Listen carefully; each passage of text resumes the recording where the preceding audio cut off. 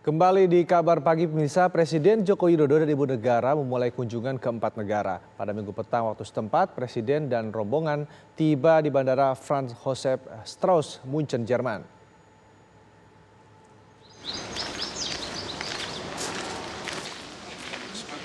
Pertemuan pertama yang akan dihadiri Presiden Joko Widodo adalah konferensi tingkat tinggi negara-negara G7 di Istana Elmau.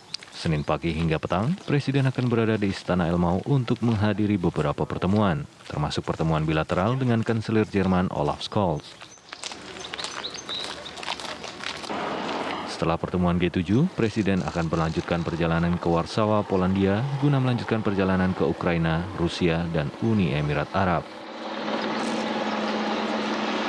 Sekitar 18.000 polisi Jerman dikerahkan untuk pengamanan jalannya pertemuan tingkat tinggi KTT G7 di Istana Elmau.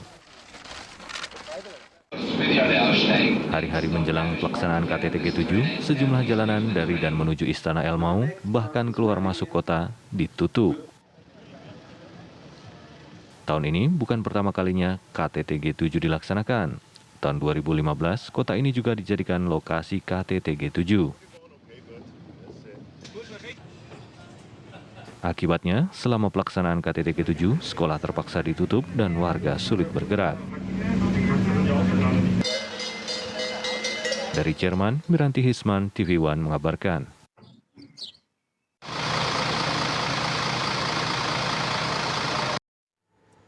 Dan untuk mengetahui kondisi terkini persiapan KTT G7 di Jerman, kita telah terhubung dengan reporter TV One Miranti Hisman yang berada di lokasi. Miranti, apakah Presiden Jokowi ini sudah berada di lokasi? Selamat pagi Rendra, selamat pagi pemirsa TV One. Ya, Presiden Republik Indonesia Joko Widodo sudah tiba di kota München, Jerman pada sore sekitar pukul 18.30 waktu setempat dan langsung menuju hotel tempat Presiden dan rombongan menginap. Dan di hotel tempat Presiden dan Ibu Negara menginap, Presiden mendapat sambutan yang luar biasa juga dari diaspora Indonesia yang tinggal di Jerman. Mereka datang dari berbagai kota dan mereka menunggu hingga Presiden dan rombongan tiba di lokasi. Rencananya memang Presiden Jokowi akan memulai pertemuan dengan para pemimpin negara-negara G7 esok, Senin 27 Juni 2022, yang menuju ke Istana Elmau. Itu nanti akan melihat bagaimana cuaca yang ada di lokasi, yaitu di Istana Elmau, karena istana ini terletak di pegunungan, sehingga betul-betul harus melihat cuacanya. Bila cuaca baik, maka Joko Widodo akan diterbangkan dengan helikopter menuju ke lokasi, tetapi bila cuaca buruk, maka rencananya Presiden dan rombongan akan melalui jalan darat untuk mencapai istana tersebut. Tentu saja agenda yang dijadwalkan tentu saja akan bertemu dengan sejumlah pemimpin dari negara-negara G7, dan setidaknya ada 5 agenda pertemuan bilateral, antara lain dengan Jerman, yaitu dengan Kanselir Jerman Olaf Scholz, dengan Perancis, Kanada, Senegal, dan Afrika Selatan. Sementara itu yang bisa saya sampaikan, mudah-mudahan besok makin banyak lagi informasi yang bisa kita dapatkan dari hasil pertemuan dengan kepala negara tersebut. Rendra. Miranti, apakah sudah ada informasi ini siapa yang pertama kali akan ditemui? Kepala negara mana yang akan ditemui oleh Presiden Jokowi dan urutan-urutannya agenda pertemuan untuk esok ini seperti apa? Ya, salah satu kepala negara yang akan ditemui yaitu Olaf Scholz, karena Olaf Scholz sebagai Kanselir Jerman tentunya sebagai tuan rumah ia akan menyambut semua tamu yang hadir di Istana Elmau. Dan tentu saja kita ketahui beberapa waktu yang lalu Presiden Jerman Frank-Walter Steinmeier mengunjungi Indonesia. Dan tentu saja dalam pertemuan ini akan banyak hal yang akan dibicarakan.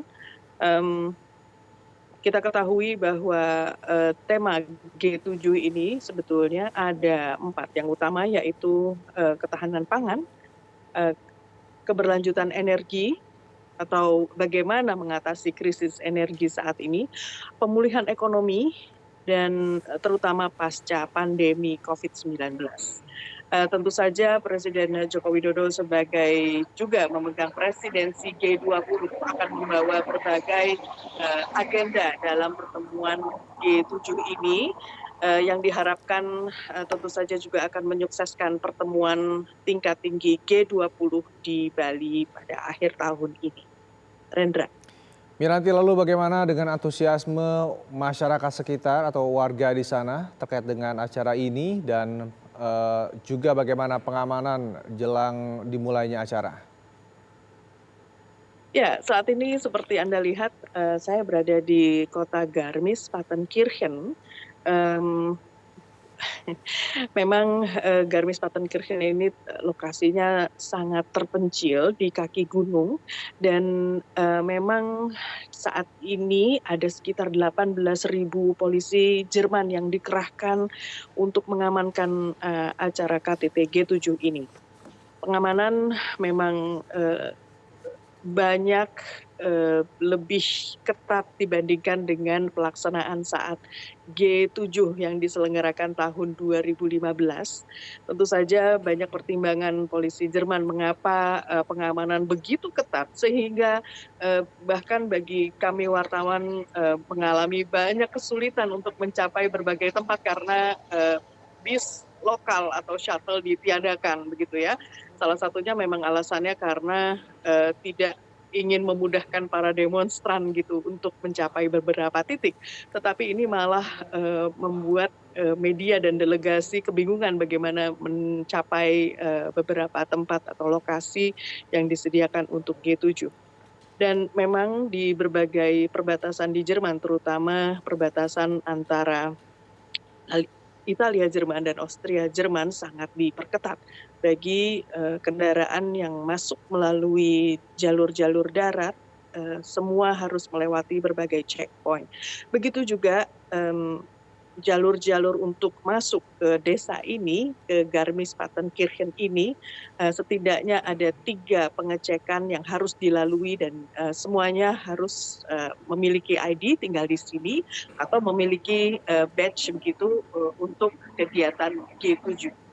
Tentu saja demonstrasi tetap berlangsung baik di kota München maupun di kota Garmisch-Partenkirchen, tetapi yang dikhawatirkan yaitu keberadaan kelompok radikal seperti Black Bloc itu sampai hari ini sudah dipatahkan oleh polisi Jerman sehingga hingga saat ini toko-toko tetap utuh, tidak ada vandalisme dan nampaknya kondisi ini diharapkan tetap bisa seperti ini hingga KTT G7 selesai pada tanggal 28 Juni nanti.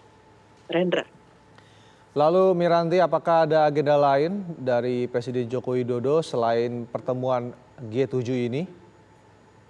Ya, rencananya Presiden Joko Widodo seperti telah disampaikan bahwa Presiden dan rombongan akan melanjutkan perjalanan ke Kiev, Ukraina, melewati Polandia.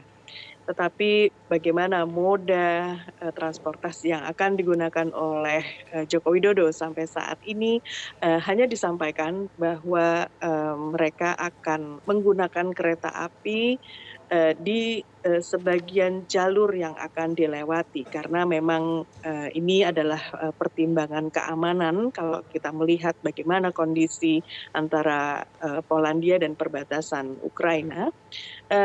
Dan hal ini belum dibuka secara gamblang bagaimana Presiden dan rombongan akan mencapai Kiev setelah setelah pertemuan G7 ini. Kita akan menunggu bagaimana perjalanan Presiden dan rombongan setelah pertemuan G7 ini. Rendra.